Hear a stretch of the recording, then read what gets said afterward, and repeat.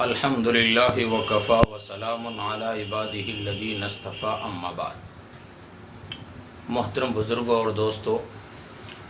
قربانی واجب ہونے کے لیے سب سے پہلی شرط یہ ہے کہ مسلمان ہونا، چونکہ عبادت کا مکلف جو ہے وہ مسلمان ہے، غیر مسلم عبادت کا مکلف نہیں ہے، تو اس لیے قربانی کے وجوب کے لیے سب سے پہلی شرط یہ ہے کہ مسلمان ہونا، دوسری شرط یہ ہے کہ اس کا عاقل ہونا، تیسری یہ ہے کہ اس کا بالغ ہونا، اور چوتھی یہ ہے کہ اس کا آزاد ہونا، اور پانچویں یہ ہے کہ صاحب نصاب ہونا،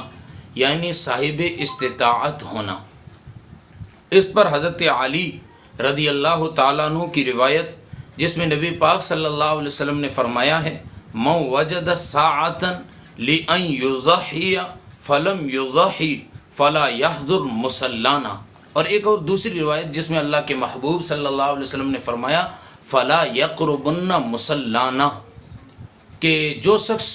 صاحب استطاعت ہو، من وجد ساعتا، جو شخص صاحب استطاعت ہو۔ صاحب استطاعت سے کیا مراد؟ یعنی جو شخص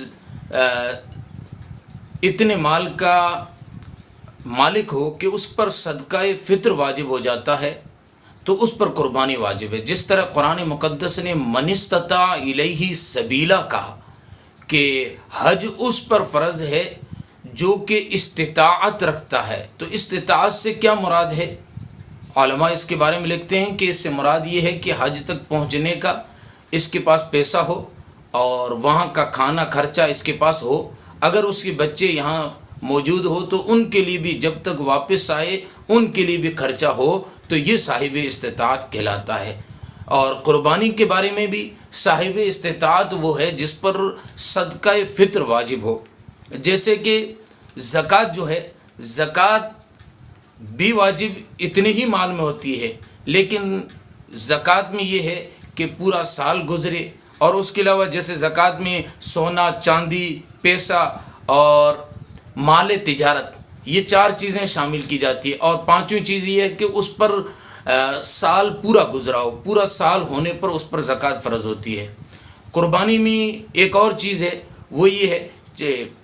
جیسے سال پورا گزرنا قربانی میں نہیں ہے، تو اس کی جگہ ایک اور چیز ہے، وہ یہ ہے کہ ضرورت سے زائد مال ہو،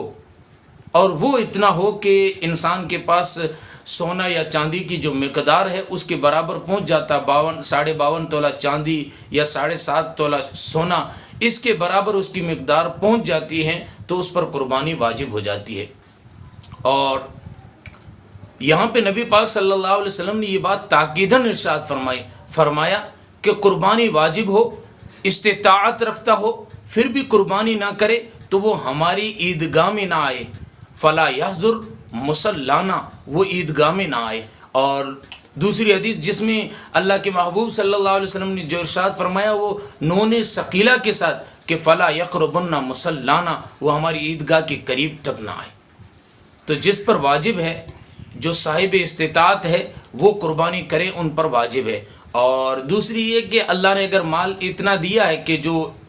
نصاب تک تو نہیں ہے لیکن پھر بھی گنجائش ہے کہ ہم کر سکتے ہیں، تو ایسے لوگوں کے لیے قربانی کرنا مستحب ہے، قربانی کرنی چاہیے، کہ یہ اسلام کا ایک شعار ہے۔ ابراہیم علیہ السلام کی محبت بھری کہانی یہاں پہ پوشیدہ ہے کہ اللہ رب العزت کی محبت میں ابراہیم علیہ السلام نے اپنے بیٹے کے